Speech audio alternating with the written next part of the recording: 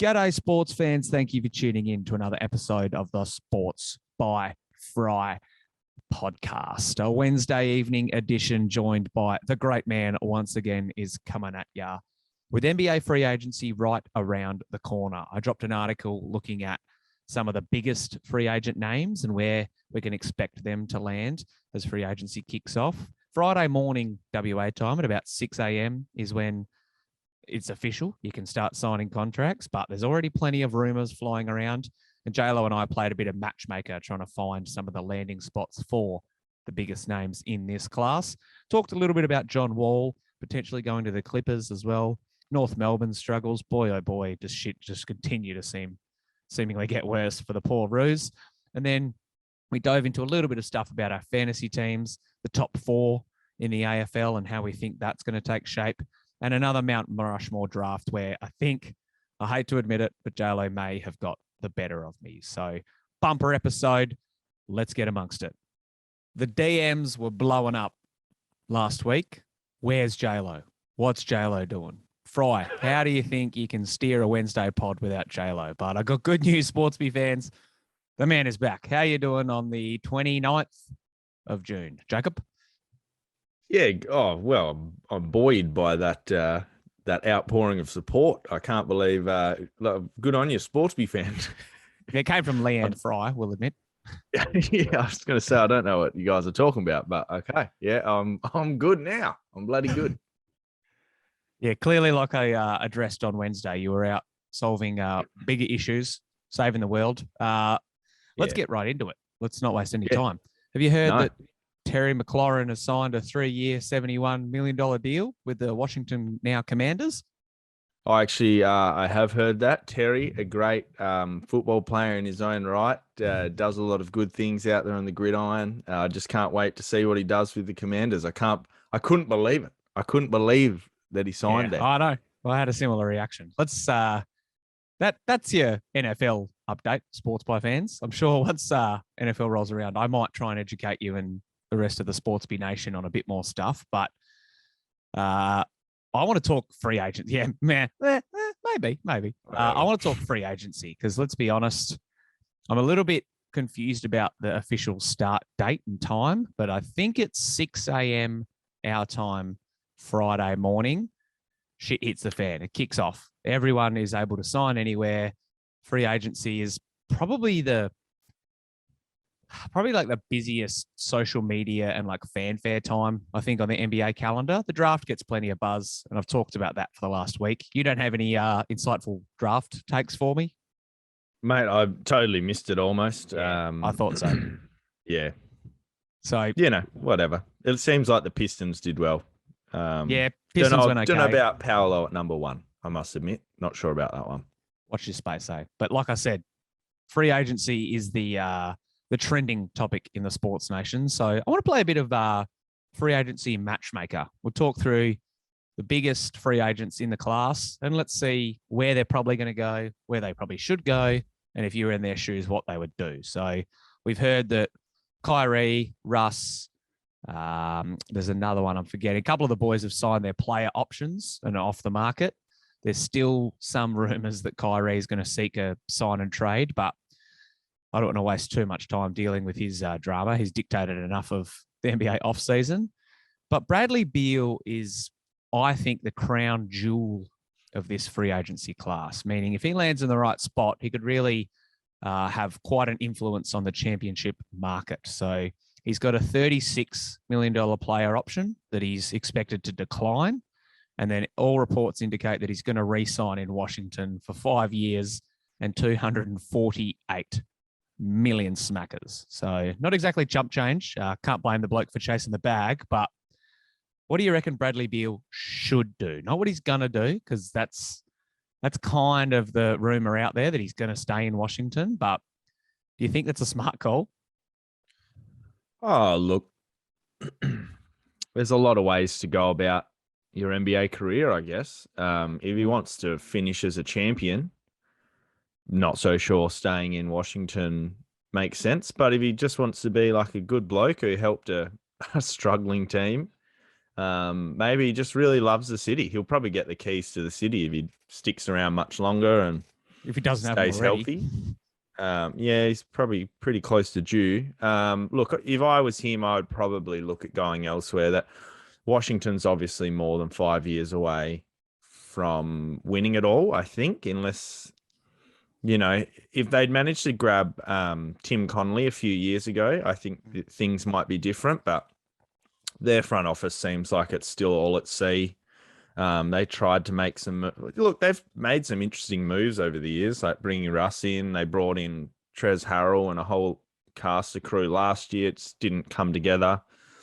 And let's be honest, Brad hasn't been healthy as well. So I would try and look elsewhere if I was Brad, if I'm being honest. But you know what? I've got a lot of respect for those players like him and Dame who just stick by the same team. So it's his situation is an interesting one.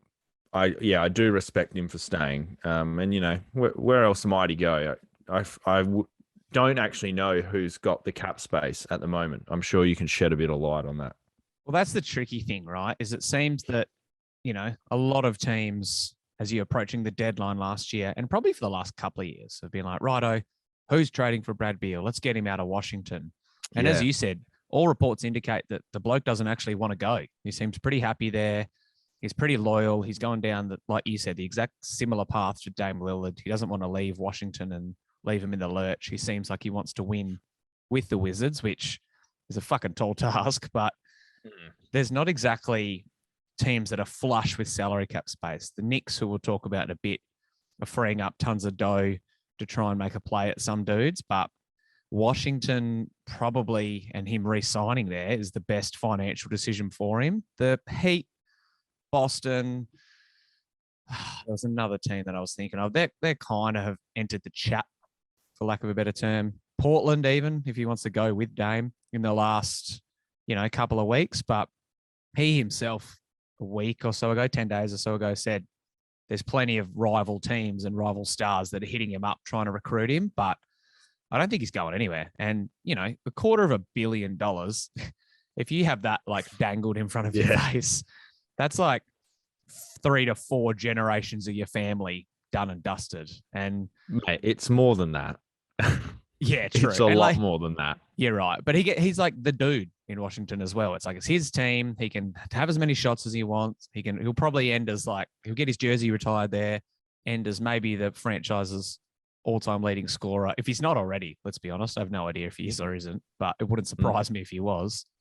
But I think you're right. If he wants to chase a chip, he might sign this 5-year max and then 2 or 3 years in be like, nah, you know what? I've had enough. He's 20 or turned 29 yesterday, if not the day before. So yeah, he's still got some miles in his legs, but yeah, I guess it just really comes down to, do you want a chip or do you want the bag? And I mean, there's no guarantees that if he signs with Boston or Miami or whatever, like that'll obviously enhance his chances for a title, but he still might not win one. Yeah, no, but Boston and Miami could work. But you even look positionally that neither of those make a lot of Clunky, sense. right? Yeah, he's just in a really weird spot. Probably unfortunate to be in the class that he's in. The free agency class that he's in as well. So take the bag, Brad, and just have fun playing basketball professionally for the next 5 years, mate. Everyone talks about jobs chips out there. Yeah, I'll tell you what, mate. It's the best job in the world. You're getting paid $250 million to do it. That's not even including his with Jordan. He must be absolutely raking it in. So I just enjoy it, Brad, mate. Just enjoy the rest of your career. Yeah, you never know what'll happen. You're right. That's true. I mean, they could make a play and trade for someone else. He's a 3-time All-Star, had 3 consecutive All-Star games in a row before getting banged up this year. But like you said, the Wizards have made moves to put pieces around him. Like they traded for, Kuzma, KCP, and Trez. Trez might walk in free agency this year, but that's not the end of the world. They got Rui Hachimura. Daniel Gafford looked like he's an intriguing young dude. They drafted Johnny Davis, who isn't exactly a floor general, but is another piece of their rotation. So it's not they'll be in the play-in mix. if he can get close to averaging 30 again, I'll be interested to see how Washington go. Dallas is another team that, like, I don't think they've got the space now that they've made a couple of moves, but they were flirting with the idea of getting Brad Beal. But I have heard Zach Levine's name linked to Dallas quite a bit. He's the next one I want to chat about. Chicago re-signing him again seems like the most logical and plausible outcome. But what do you reckon about the whole Zach Levine saga? Because you could argue that they're pretty similar. They would be like, second or third banana on a championship team or a team with title aspirations. But yeah, I don't know. They had a really good season, the Chicago Bulls, and I reckon they'll want to run it back. But what do you reckon Levine should do? Yeah, I'm surprised Levine's looking at leaving. I've got to be honest, but I don't know if he is. could It might land just him- be a lot of like buzz from the media and shit because it seems like he's going to re-sign, but he hasn't yet. Yeah, and he hasn't quashed those rumors either. So, yeah, look, I reckon Zach is maybe a little bit different. I wouldn't expect Chicago to win it with the current outfit they've got, as much as I really liked them. And you never know with Lonzo back, maybe that works out and sort of a bit of development from Pat Williams or someone like that. But I actually wouldn't be upset if Levine could get his way to Dallas, or I'm not sure if that's plausible anymore, but if they could pull that off, that might be, he kind of seems like he should be a second banana kind of guy anyway. I don't know if he agrees with that, which might be a problem, but I would, if I was Zach, I would move on. Whereas if I'm Brad, I'm kind of like, oh, well, whatever. I'm not sure if there's anywhere that I could land, but Zach Levine feels like he would fit really nicely next to a Doncic. So I would be inclined if I was Zach to really angle to get to the Mavs. But I do dislike Mark Cuban as well. I know a lot of people don't like him, so who knows?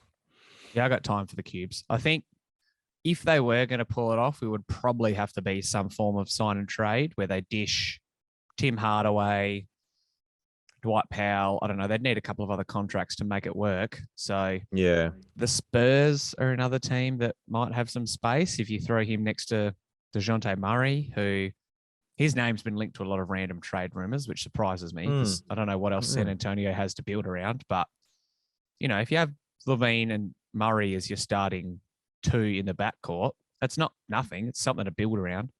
But you're right. Yeah, I agree. Sorry, I was just going to say next to Pop as well. I mean, Pop's always the man. True. Like, I think if you're Dallas, you probably want to swing for the fences and try and get a dude like that. But they just traded for Christian Wood, forked over a couple of salaries to make that trade go through. So I don't know if they could make it work. Maybe it's just me trying to talk it into existence more than anything, but I agree. Like you said, the Chicago, you were pretty high on. I had my doubts throughout the year, but they were banged up. Like Lonzo, I want to say missed over half the season. I don't know numerically how accurate that is, but Pat Williams was out for what felt like 4 to 6 months. Caruso had his injury issues. If you get their core together, the dude they drafted, apparently everyone's pretty high on as like a late first rounder as a potential role player, difference maker. I'm pretty sure off the dome, Kobe White's a free agent as well. So he might leave and free up some minutes for some other dudes. I like what they've got. They can challenge for a top 4 spot in the East without Levine. And if he re-signs and they keep the band together, then yeah, who knows? They might be able to make some noise in the postseason. Chicago's definitely that team that would need things to line up quite well, a la the 2019 Raptors, but we've seen it happen, and one injury, one little knee in a finals or a conference finals, things can go your way. So, yeah, I'd be inclined if I was Zach to stay in Chicago, especially because Chicago's a basketball city post-Michael. So, I don't know. I guess...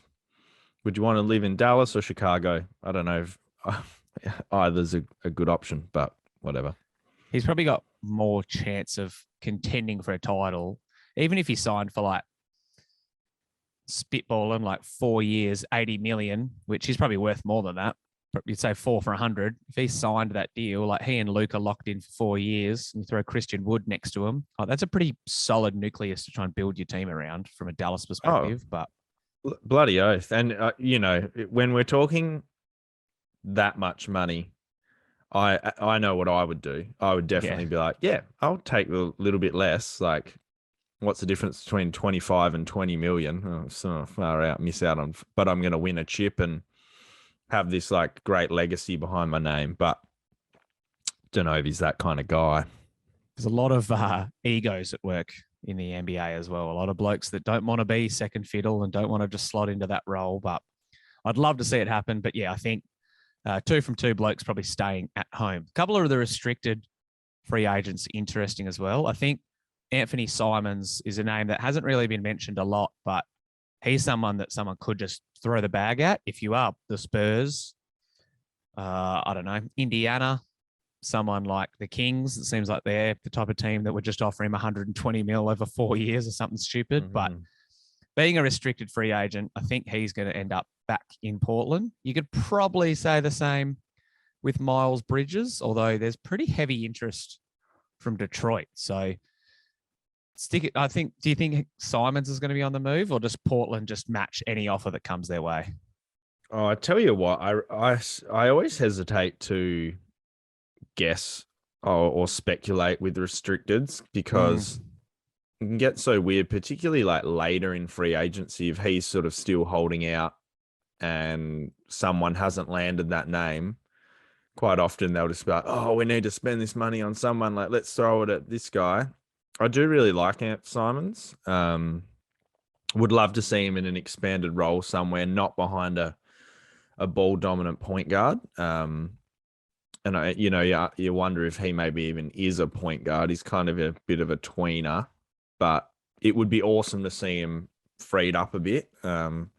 But that probably means he'll have to go to a Kings or a Pacers or something where he's not going to challenge for a chip. But look, the NBA is a weird bloody place. You know, one second round draft pick comes off, and 3 years later, you never know. So, I would expect Amp to stay, but I do wonder if Miles Bridges might move somewhere. I would love to see him stay in Charlotte, but get the bag thrown at you. And Charlotte's not. MJ doesn't seem like he's that willing to fork over too much money to blokes. True.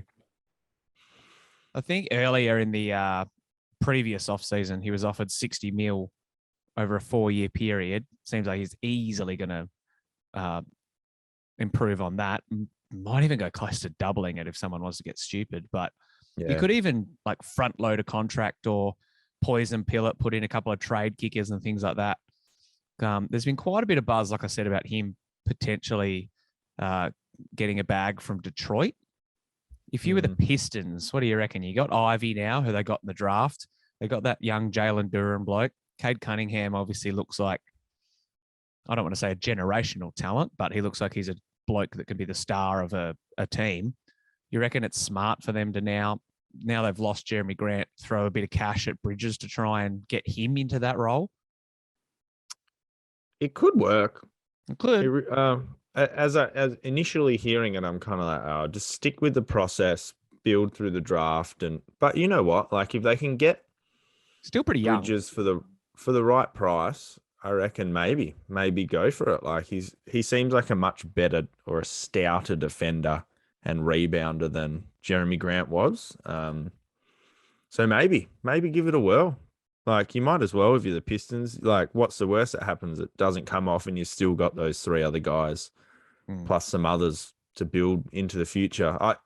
The Pistons are in a really good spot all of a sudden, which is weird to say about the Pistons, but might as well swing for the fucking fences. Could work.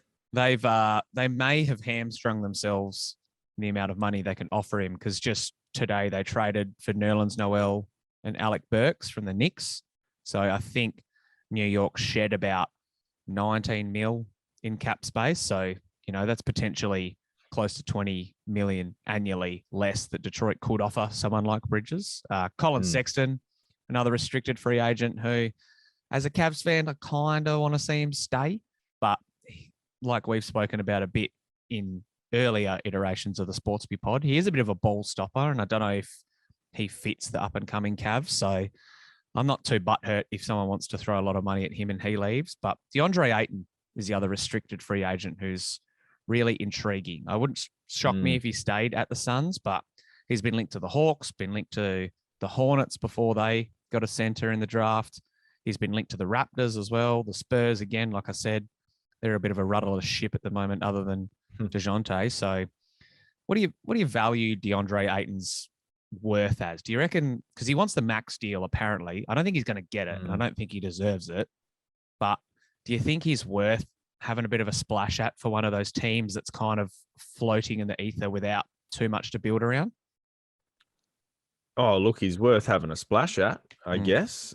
He's still only, in his third year or something? Like, going into is year he Luca's? 5. Yeah, Luca's draft. Luca's age. Right, okay.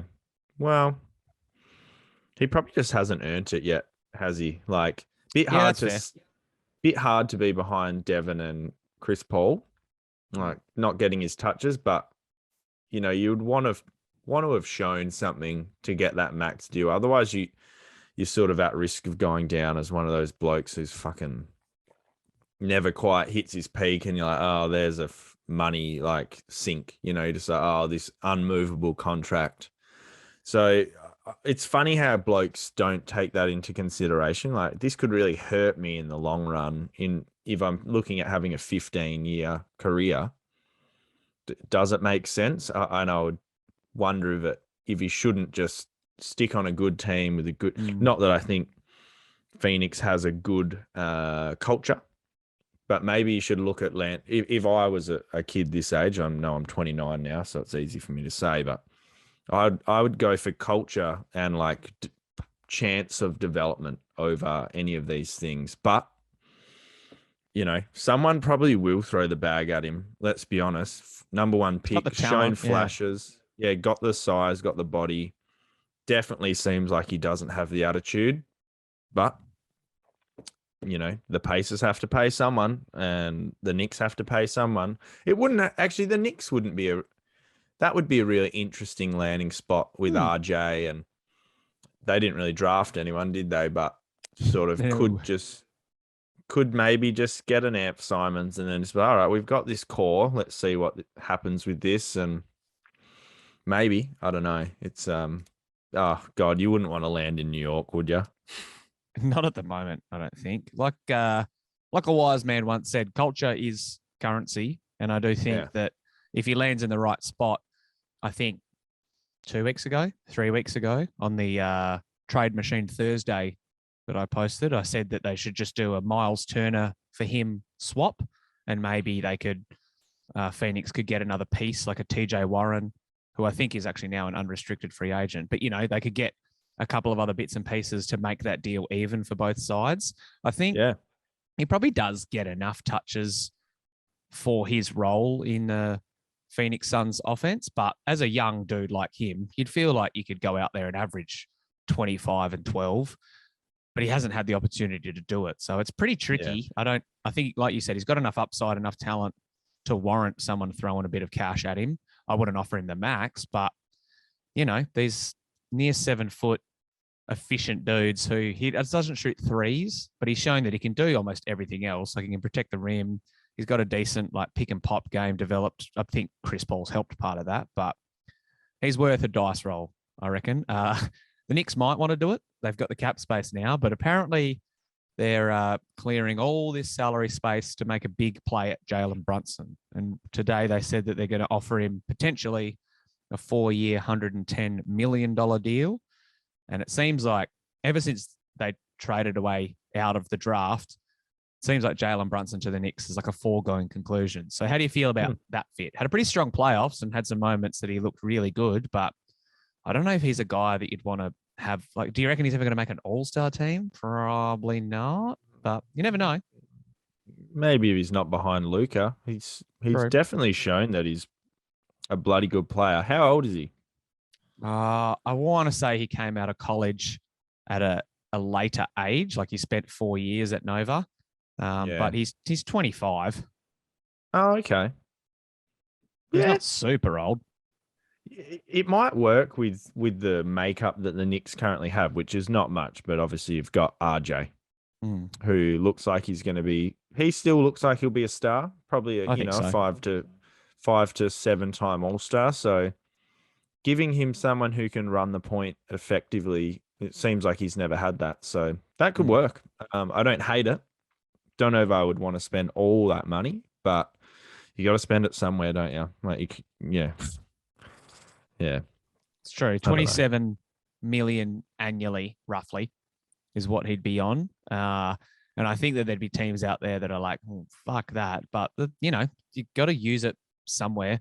Obi Toppin took some strides towards the end of last year, and trading those other dudes that I mentioned earlier today to Detroit does free up a bit more space. So maybe they reload, and next year they're rocking with DeAndre Ayton, RJ Barrett, and Jalen Brunson. And all of a sudden you're like, oh, that's not awful. It's 3 dudes under the age of 25 who hopefully you can keep together for 3 or 4 years, put the pieces around them to help them succeed, and you're in the playoffs again. You never know. Yeah, and maybe get another high draft pick in there. I don't fully understand where their draft stash is looking, but I know they've got a lot. So it could work. It's maybe worth the dice roll if you're the Knicks, and sort of do it a bit differently to the way they've been doing it for the last 15 fucking years. Something's got to be different, because whatever they're doing at the moment isn't really working. No way. Right, so we've addressed most of the big names. Kevon Looney is someone that might get a bit of interest. Seems like he's going back to Golden State. He's Mitch not going anywhere. Yeah. Speaking of Knicks, Mitch Robinson might be good if he settles into a 25-minute per game role on a contender. That'd be interesting to see. Yusuf Nurkic, Nikola Jokic's once running mate. He might get a similar deal, but he will probably stay in Portland as well.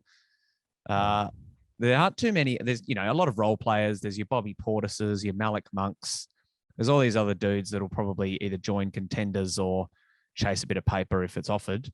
But the John Wall contract buyout is another interesting talking point at the moment. And free agency hasn't started. So I wonder if the Clippers might actually land himself in hot water with tampering, because all of a sudden it's come out that he's bought out and he's signing with the Clippers. And I'm like, is he allowed to yet? But regardless of if it's illegal or not, what do you think of the fit of John Wall joining the Clippers? I don't hate it. The Clippers seem like they need something else. They're such an unknown quantity with the Kawhi being off for a year and a half or whatever. You never know how he's going to come back. And then you've got this injury-plagued John Wall joining a pretty historically busted up Paul George. As a Paul George owner in fantasy this year, I can attest to his lack of durability. But maybe it just comes together. I feel like the Clippers are probably understanding that they could only probably get 1 or 2 chips out of this current crew. And maybe John Wall works with that. He is the definition of an unknown quantity. John Wall hasn't really played in how many years? He didn't play all of last year, but he's barely played other than that. Since he signed that 4-year max, I think he's played, he missed a full season, then 40 games, then another 40 games, and then played a couple with Houston. So yeah, it's a bit convoluted, but not exactly a great endorsement. I think the Clippers just have to try something though. They were pretty good without Kawhi and even without Paul George though. You wonder if you just sort of ran it back. It's the league's wide open right now, I think, and I don't know. Obviously, Steve Ballmer doesn't mind splashing cash, so true. Why not? Why not give it a roll for a couple of years? How long does Wall have left on his? Well, if you buy the contract out, it'll be on a 1-year deal. That's not so bad. Yeah. Give it a whirl. 7-8 million. I think it's a gamble worth taking, right? Yeah, why not? So just to throw some numbers at you, he's 31. Did not play all of last year. Played 40 games for Houston the previous year. Averaged 20 points. Not bad. The COVID lockout year, didn't play at all. The year before that, he was in Washington and averaged 20 points again, but from 30 games. And then it starts to get back into when he was really John Wall with the Wizards. So I think it's worth a dice roll. And there's a lot of teams in the West. I was talking to this with a couple of the boys at footy last night. Golden State, I didn't expect to be champions, but, they're going to run most of their squad back. So I was probably a bit harsh in saying that they weren't going to contend or they'd be out of the contenders mix. They should probably be right up there. Denver's going to be healthy and in the mix. Clippers, if they get the other stars healthy, they'll be in the mix. Dallas looks like they're going to improve. So all of a sudden, you've got some pretty solid teams right near the top. So I think if it's for 7 to 8 million, it's worth rolling the dice on someone like John Wall. And, if it pans out and he averages 18 points, becomes third fiddle with those other two dudes, sick. They did pretty well, even though they had those other guys injured last year. Ty Lue seems like a hell of a coach. So I like it. I think it definitely helps the Clippers and pushes them up the potential championship leaderboard. Yeah, and he's a good point guard too. He's not just a scoring only point guard. So I don't hate it. Be interested to see how it goes. It's not a particularly exciting free agency class, let's be honest. It's really not. I was just, as you were talking your John Wall bits, I was looking through the spot track, whatever, however you pronounce it, other free agents. And I was like, oh, maybe I'll just do all right, what do you think of this bloke? Yes or no? And I was like, I don't really think we need to talk too much about Bobby Portis and Jeremy Lamb and Marvin Bagley. I think the stars that we've talked about will dictate how things unfold. 4-point shot has been introduced at the Houston Rockets practice facility. Just a yes or no. What do you reckon about the 4-point shot? Don't like it. I reckon just leave really? it. Yeah. No, just leave it how it is. It wouldn't shock me if 2 to 3 years from now they added something like that in, but I agree. It's a bit dumb. Bit gimmicky. I think so. Leave it for the big three. Put it in the All-Star game if you want. Put it in the Rising Challenge or something like that. That's, I reckon, the place to showcase it. But, not in the NBA. No, just let it be an incredible 3-point shot that you can't believe people are ballsy enough to take. Don't have all these cats thinking they're 4-point shooters when they're not. And it changes a lot of the game as well. I don't like it. Out of 10, I'm probably a 2 on it. I can see some merit to it, but Yeah, I'm about the same, I think. Maybe even slightly less. There are rumors that we could have an expansion in the NBA within the next couple of seasons. Vegas, awesome. Maybe New Mexico. There's a couple of teams. Do you reckon the NBA is ready to add a couple of other teams? Do you reckon we've got enough talent? Yep. I think if you look globally, why not? And it just allows more players to get what they're worth and not potentially be hidden on some, we talk about the Amp Simons, he's a potential all-star in my mind. Let him have a crack. I'm all down. I'm all for expansion in the NBA. It's been 20 odd years. Yeah, about that. Roughly. Well, since we were pretty young. So give it a whirl. I'm happy with that. And you could probably add another team to the East and the West and have 32. 32 is a nice round number. The NFL's got 32 teams and they make that work pretty well. Good segue. What do you reckon about expansion in the AFL? What do you reckon about a team in Tassie? Because there's been a lot of talk about North Melbourne going there or Tassie having their standalone team. It's got a lot of buzz in the last, particularly 12 months or so. But what are your thoughts? Oh, excuse me. I'm once again, I'm like, more footy is better in my mind. It's interesting to hear a lot of pundits talk about the fact that they don't think there's enough talent around the league or around Australia. But it kind of also opens up the opportunity to find some of those international gems, good call. Whether or not you think the Mason Cox experiments worked out or not. He's a 100-game player. I reckon there would be. Oh, I agree. I would say so. I reckon that's definitely a cool opportunity for. The state leagues are bloody strong. You've seen that from the West Coast guys who come in and have done all right. And there's a lot of those guys who kind of fall out of the league who you're like, oh, he was pretty good. It just seems like maybe he wasn't getting a shot or.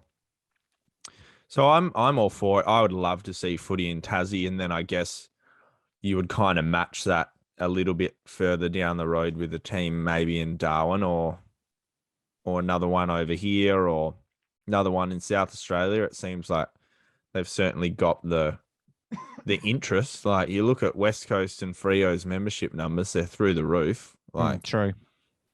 I'm not sure how the Adelaide teams are stacking up, and they probably don't have the facilities right now, but there's no reason you couldn't sort of angle for that with the in 5 years' time. Who's got doesn't Brisbane have the Olympics at some point?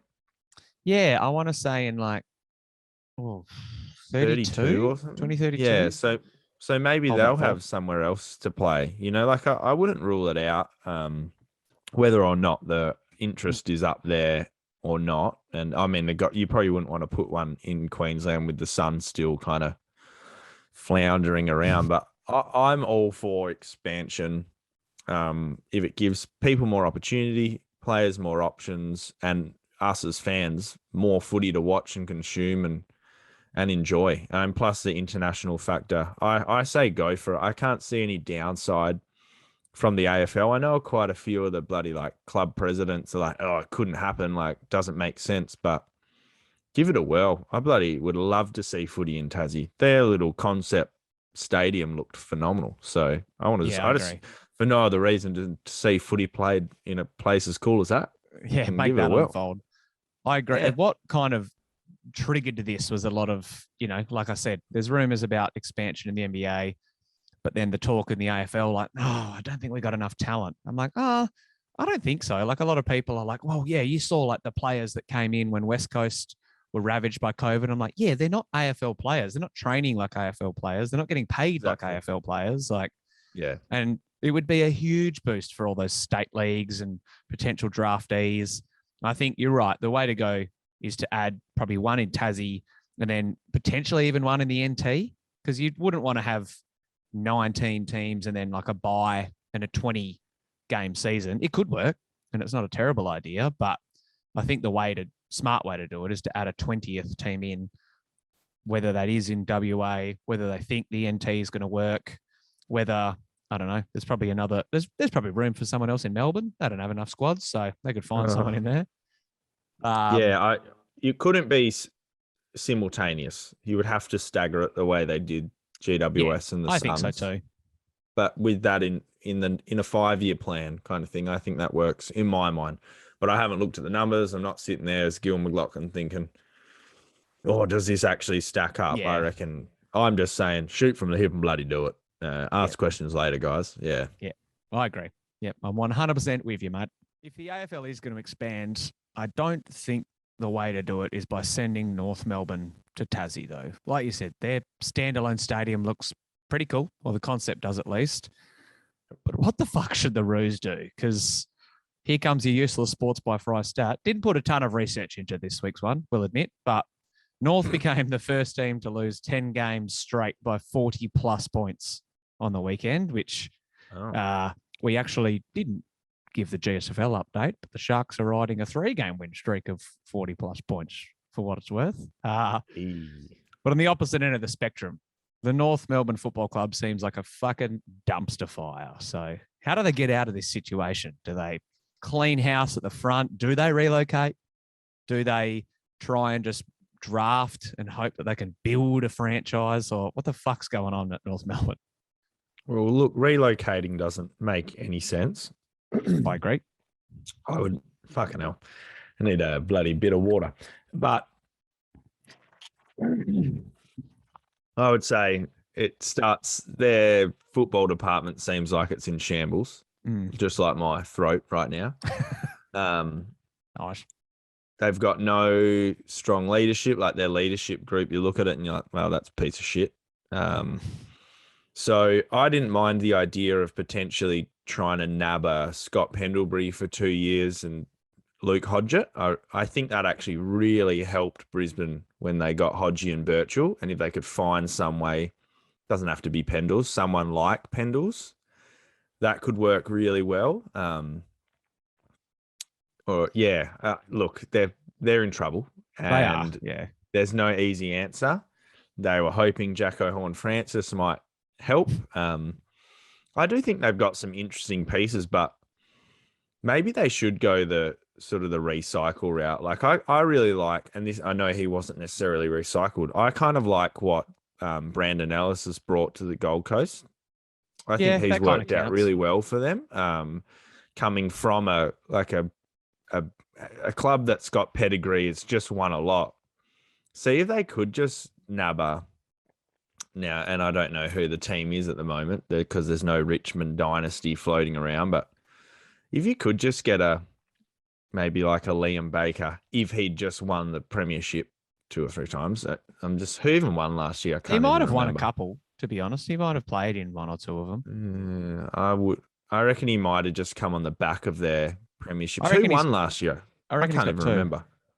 Melbourne. Like maybe if they could just grab someone from a club that's flying, although I don't know Yeah, about Baker's Melbourne's got two. culture. There you go, for what it's worth. Oh shit! Does he really? Yeah, someone's I going to pay lost. him this off season for what it's worth. But yeah, we're getting Yeah, and sidetracked. like, could you grab someone like that? Be like, you're going to be in a huge role, mate. Like, here's 700K. Again, you've got to spend your money somewhere. It doesn't feel like North's paying anyone at the moment. So, back a bit of youth, back a few of these more mature age recruits, not the Hugh Greenwoods. Like, Hugh Greenwood was not a good example of that.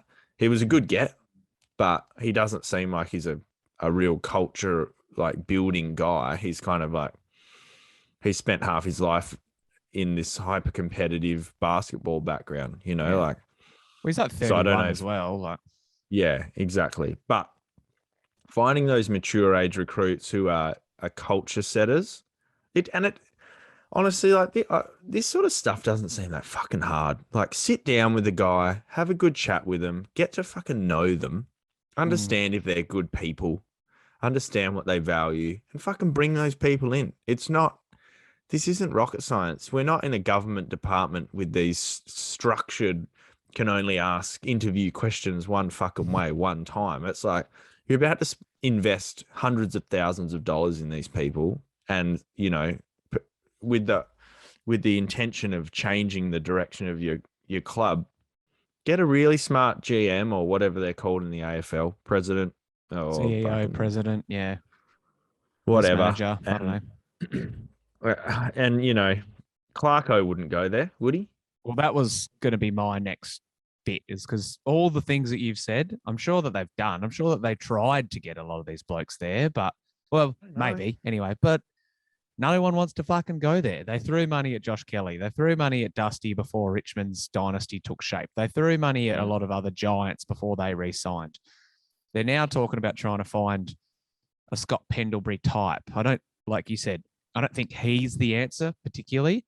But as you were giving your spiel, I was like, who could they get? Who's like comes from a real winning culture? And I was like, Geelong's been pretty successful. Do they throw a bag at Tom Stewart? He's probably not leaving Geelong and might not be the perfect bloke. And he's probably in not exactly everyone's favorite name right now, but yeah, they're pretty fucked. They don't have a lot to build around. I thought the Hugh Green would get and the draft picks that they made, and that was really going to help them get off the bottom of the ladder. But yeah, it seems like if anything, they've taken a step backwards. I think Dave Noble will lose his job.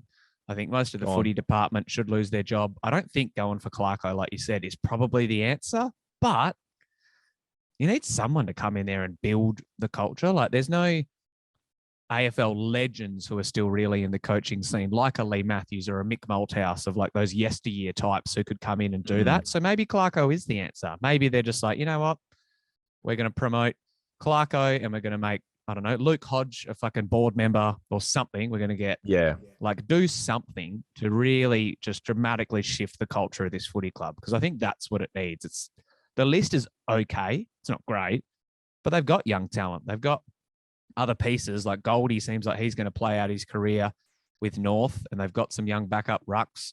Ben Cunnington, who's arguably their best player, hasn't played, but like Jai Simpkin and Luke Davies-Uniacke are B+, A- midfielders. Like, they've got stuff to build around. Jacko Horne-Francis gets his head right, and all of a sudden he's going all right. Yeah, exactly. But they've got, who's the other defender down back?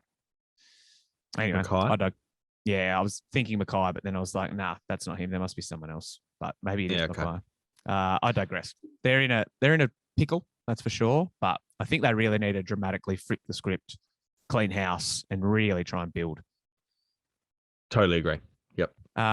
There are 4 franchises currently tied at 40 points from 2nd to 5th on the ladder. Melbourne is 4 points clear of these other clubs.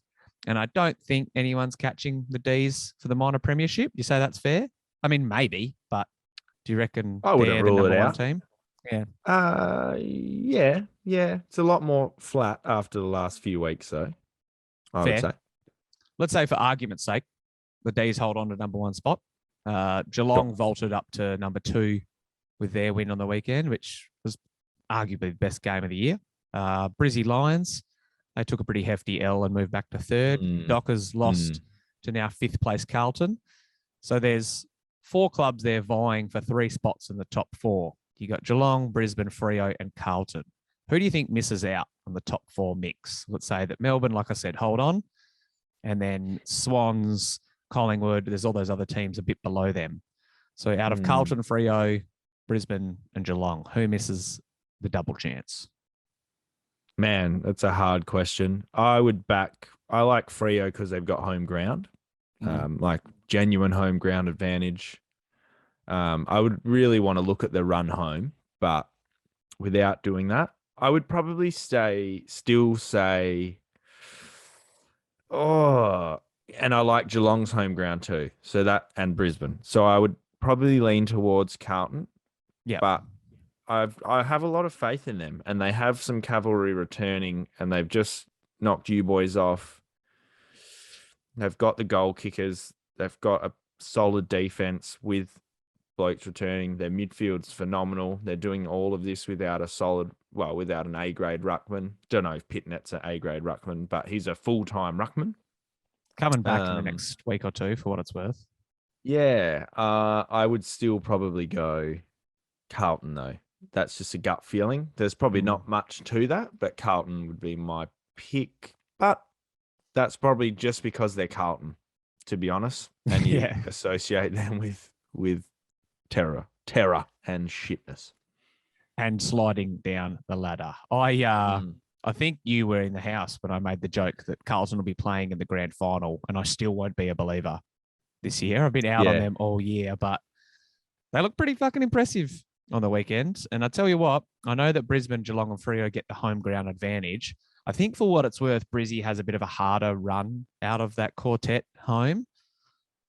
And I don't know. It is a bloody tough question. You're right. But I think the Dockers have channeled their inner Cleveland Cavalier, and they peaked about halfway through the year.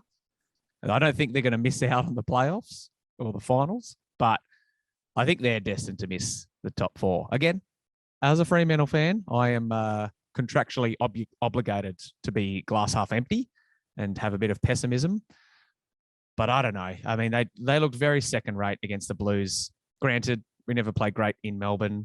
It's pretty traditional that West Australian sides go to the G and cop an L, but I think they're at Marvel actually for what it's worth. But still, I think that, if you tell me they finished 5th or 6th at the start of the year, I would have been pretty fucking stoked. So I think that that's probably where they're going to end, because I'm starting to believe in the Blues. They were good. They've got cavalry coming back. The Swans and the Pies, I don't think are good enough to push themselves above those other dudes. And then you've got a couple of other cats fighting for that bottom part of the 8. So I think, gun to my head, I'd probably say the Dockers, but it's a tough ask, tough question. Yeah, bloody oath. Yeah, but maybe you're right about the Cavs thing. Yeah, I think it's ridiculous. I had there's 2 teams that I go for, both just expected to finish 10th respectively in probably the Eastern Conference and the AFL ladder, and they caught lightning in a bottle. They look really good. And as the season progresses, I'm like, oh, that's right. They're not Melbourne. They don't have the sustained success yet. They might, but who knows? They might do it if they can pry Luke Jackson away from the Melbourne Demons. His contract situation is one of the biggest talking points this year. I want to very quickly touch on a bit of ruck importance, because we just saw Rowe Marshall re-signed for the Saints for 5 years. Like I said, Jacko's contract is going to be a talking point until he signs the dotted line. How important do you think having an A-grade ruckman, and not even just an A-grade ruckman, but someone like Jackson or like Grundy was in his prime to be able to kind of play as an extra midfielder like Timmy English is now. Do you think that those dudes are worth close to $1 million and should be paid? Or do you think that the money should be spent elsewhere, whether it's on a prime ball mover in the guts, whether it's a Max King or a Josh Kennedy a couple of years ago, that type of guy? Do you think ruckman deserve that payday? Probably not, if Yeah. I'm being honest. I think you need a number one guy. You need someone who's big, but it only needs to be a McAvoy or a Nankervis or a Pitnet. Yeah, I'm not so sold on the importance of an elite ruckman. Like the only elite ruckman I can remember winning a premiership is Dean Cox. And beyond that, did you say Gorney last year even? Yeah. Look, Gorney's a different bloke though. Doesn't play as an extra midfielder. And let's be honest, do you reckon Gorn won in that premiership? I think it was more Petrarca and Oliver and, an elite system. He was a big factor, but you're right. Yeah, that's two blokes in 20 years. Yeah, I'm definitely on board. I'm not a huge believer in the importance of an elite ruckman. They're certainly handy if you can get them for the right price. And, I feel like West Coast would have absolutely pantsed Collingwood in that 2018 final if Nick Nat played.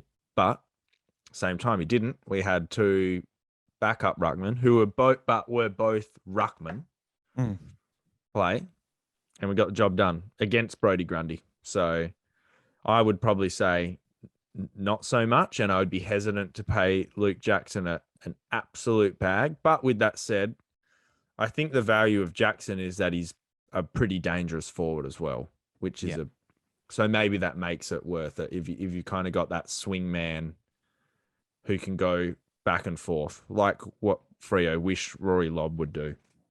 Yeah, true. I think Timmy English, like we've called him multiple times on this podcast, is a bit Dean Cox-esque and seems like that type of mobile ruckman. But Jackson kind of gives me the vibes of a bit of a taller midfielder even. Like that goal that he kicked against Brisbane kind of like didn't crumb it, but like received a handball, swung around and right foot snap. I was like, he looked pretty mobile doing that and reminded me more of a shorter player rather than a ruckman. You know what I mean? But you're right. Yeah, I think ruckman, they lose mobility as they get older and bigger, though, as well. Got to remember that. Point. Yeah, they are lofty mofos. So, yeah, like I've said before, I hope that Freo doesn't offer him 10.5 mil over 7 years. But yeah, you never know. They will. They fucking will. Yeah, it would be the most Freo thing ever.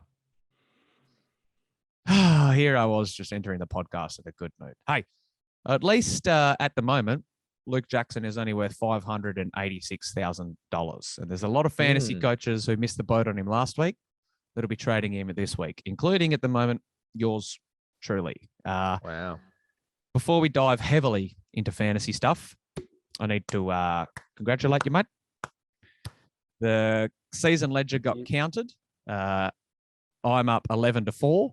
But you've got back-to-back dubs against the large fries and Coke. You've outscored me 2 weeks straight, and I've tumbled. I'm like a ship without a sail at the moment. I really need to find my mojo and figure it out. And I think I'm going down the Luke Jackson bandwagon to try and do it. I'm jumping aboard. I don't care if Max Gawn comes back. I've had him in draft in a couple of leagues this year, and I'm hoping he can just churn out another couple of 80s, couple 70s if Gawn is back. But I reckon they've got...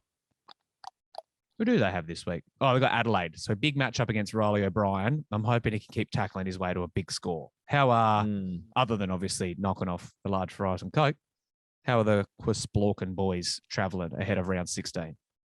Yeah, look, we're pretty close to being finished. If Tim English wasn't injured, my trade this week would fill my forward line. Rucks are okay on the back of Roy Marshall finally standing up. Thank goodness Paddy Ryder didn't play. Let's hope he doesn't again. Brought in Aaron Hall last week, which was just a joy. a joy to watch. I didn't get to watch it, but just watch the app and watch his literally every refresh. Oh, he's got A joy to kick. refresh, yeah. Yeah, so that was phenomenal. And then that just leaves me with Dacos as my only thing to upgrade. And then it's little tweaks from here on out, and I dare say this is probably the case with most people this year. It has felt a lot easier to fill your team. So yeah, most years I'll get to the end and be like, oh, I was one player away, bloody still, or, I just got there in the last round. We're going to get a good 5 or 6 rounds where the top teams or the people who really paid attention are all pretty full. And then this is where players of difference come into true play. I really don't believe up until this point it matters one iota. Get the players who are going to max your fucking scores. But from here on out, things start to get interesting. So it will be fun. It's going to be fun to kind of swing for the fences on some weird little plays and see how things go. So, yep, Chris Walken's looking good. Midfield looks good. Got to address the Tim Kelly issue, but got Richmond this week. He scores well against Richmond. Every midfielder. Yeah, and every midfielder does. So I'm probably going to hold him and look elsewhere and, shuffle and probably move on from Tim Kelly next week. Probably, and that will allow me to launch into one of those guys that I'm really keen on, like a Rory Laird or a Cal Mills or Clayton. Yeah, I like that. J-Mac, yeah. Oh, actually, you know who it is. It's Jack Steele. Oh, yeah, you're right. I can't wait to get him in. I've got one midfield spot left, and there might even be a maneuver where I do something stupid and bring another rookie onto my field, trade out Alex Witherden and bring in Jack Steele. Right. But okay. Best case scenario for me, honestly, is that Witherden's named, because then I go from playing 4 rookies on my field last week to 1, including Luke Jackson. But yeah, like you said, I think a lot of coaches are in the position now where they're either upgrading the blokes who they're like, I don't have Doherty, Mills, Luke Parker, I don't know, whoever it might be, Tim English when he comes back. I don't have those cats, so I need to get them. Which blokes, just quickly looking at your team, not including the rookies, are the ones that you probably want to axe and upgrade? Because Witherden's in that boat for me. Dane Zorko has lost a ton of value, but I'm actually quite content with keeping him because, like we've said, I think he fits into the Tim Taranto theory of if you get 140 and then next week you get 75, it's still pretty close to 110 average. So I wouldn't be surprised if he had some big games to close the year, and he's dirt cheap at the moment. But Witherden for me, Sean Darcy in the rucks. I traded him in last week because I thought he'd go well against Tom de Koning, but he was the only ruck, it seemed, that didn't go 120 plus, so that didn't work. But with the exception of those two and maybe Luke Jackson, I actually really like the rest of the makeup of my squad. Yeah, I'm pretty similar. Tom Mitchell, maybe. I still have a lot of faith in Tom Mitchell, but he really has been down. And so his role has been pretty fucked up. Can't overlook that. Will Brody even seems pretty solid right now. It would probably be my ruck division. I'm planning on playing Tim English as a forward. Okay. But I'd probably swing Darcy Cameron out of the ruck division and put Tim in there, and then it's him and Rowan Marshall. I would like to get to Gorney, I think, at some point. That said, if Rowan Marshall goes 130 again, or whatever he had, you can't I'm pretty happy. So yeah, it's just those guys really, and then Nick Dacos to move on. But even I reckon Nick Dacos might get his break even. What is it, 70? I reckon he might get that against the Suns. Back him in. So I'm feeling pretty good. There really is just a couple of mids I want to get in. I wouldn't mind replacing Kelly and Mitchell with Steele and McRae, Oliver Laird. You know. But I feel good. I feel pretty happy. As long as Alex Witherden's named this week, I'll be in a pretty good spot. Because at the moment, I've got Brayshaw, Rory Laird, Lockie Neal, McRae, Took, Walshy, and Josh Kelly in 7 of my midfield spots. And I'm like, I don't plan on getting rid of any of them. And I put in Jack Steele. Like I missed the boat on Oliver, missed the boat on Millsy.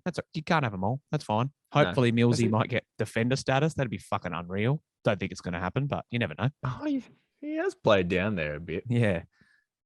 But yeah, I think How things long are looking have we up. got Things are till? looking up How long till that, actually? till the new DPPs. Yeah. They come out. Let me get this right. So they came out in round 6, 12. So it must be 18. So the end of round 17. So this is round 16. Then we get round 17. So 2 weeks' time, I think they come into the game. Probably is just worth this time of the year. You don't actually usually get a lot of surprises. I do find. But True. with that said, if you do have one spot left in your back line or forward line, maybe it is just worth keeping that in the back of your mind. Just being like, I might be able to pounce on this guy. So maybe you should do some double downgrades or, it's, I'm just going to keep that in mind, particularly if Cal Mills is all of a sudden a defender. Well, fucking hell, He's the best that means defender. something. Yeah. That means something. Yeah. So yeah, worth keeping in mind.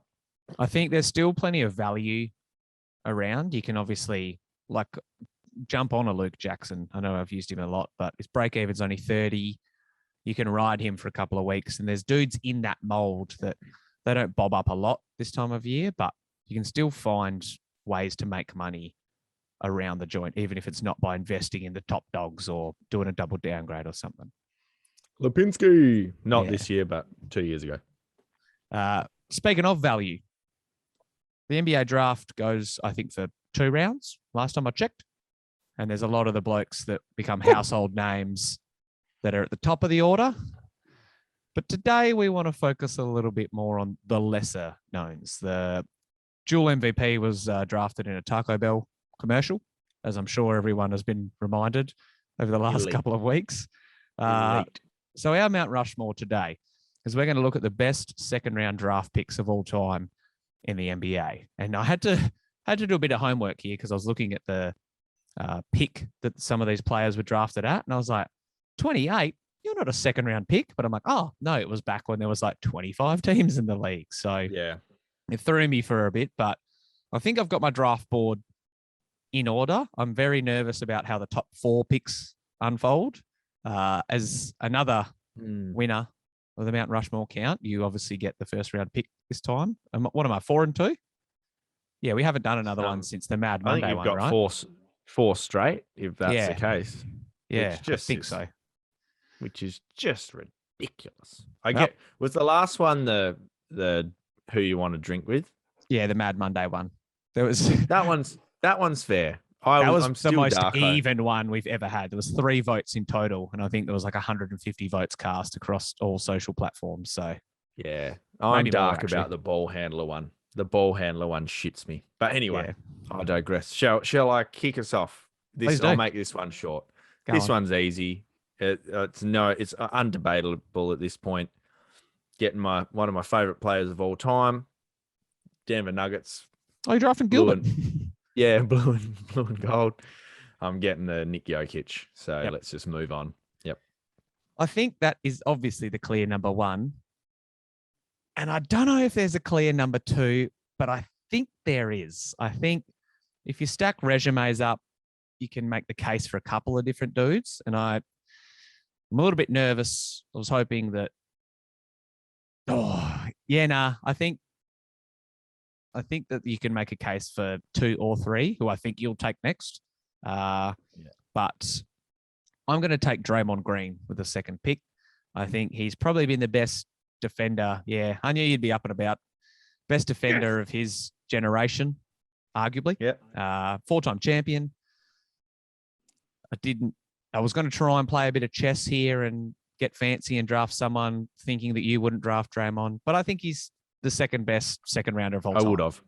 Yeah. Okay. Well, good pick. He was 3rd on my board. So I'm so Congrats, excited. Man. Congrats. You got the best defender of his generation. I might be picking up the best defender in NBA history.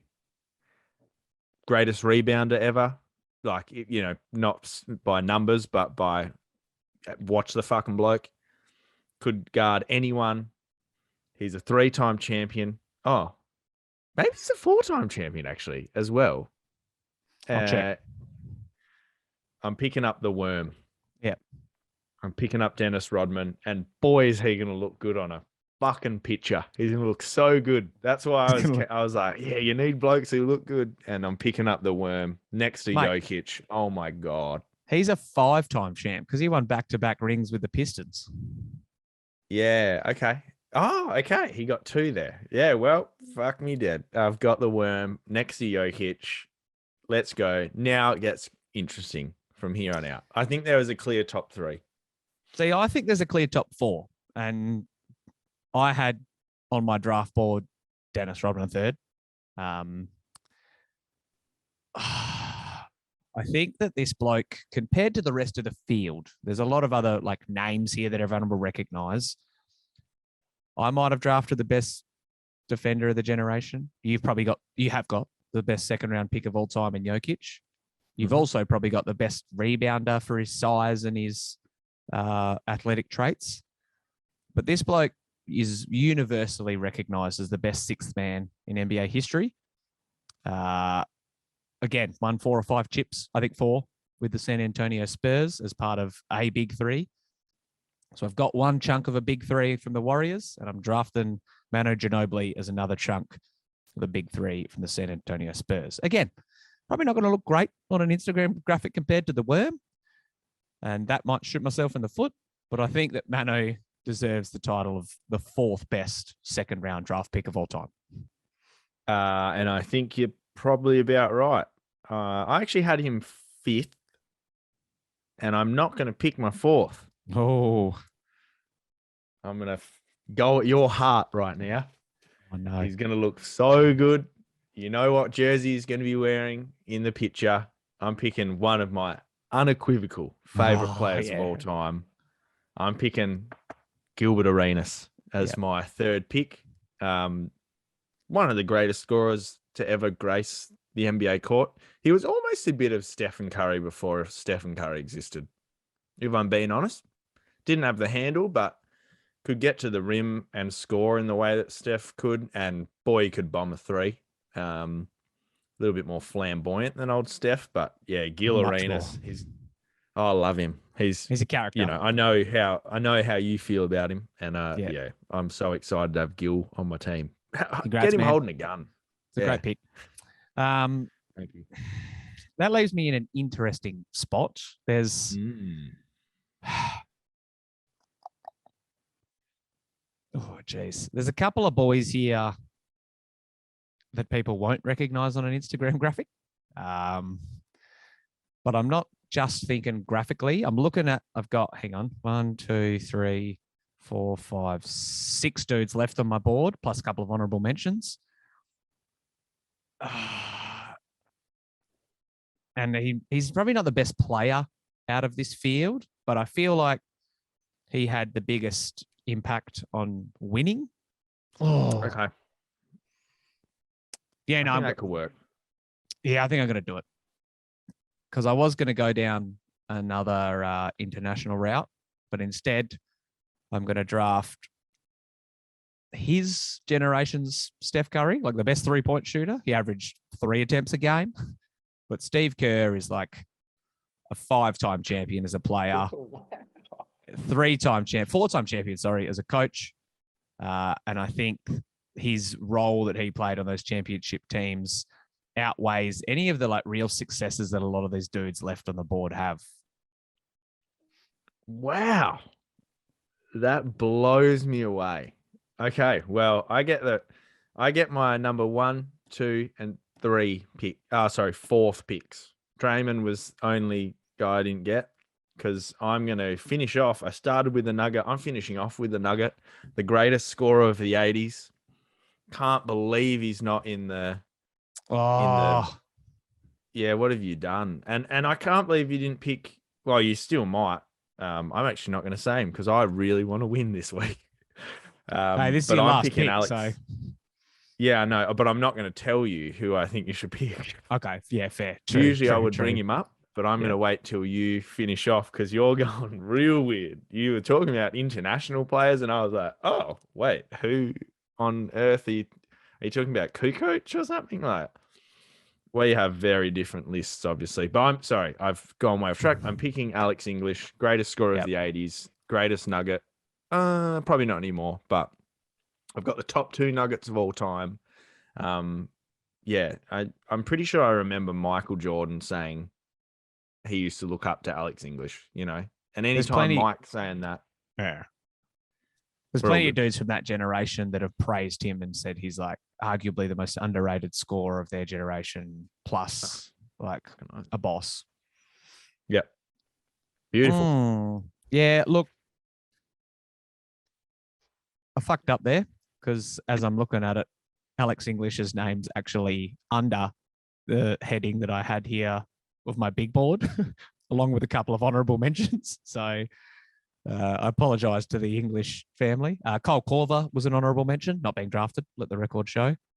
There's a couple of other dudes there. Jeff Hornacek doesn't really excite me, but also did some stuff. Well, question, undrafted doesn't count, does it?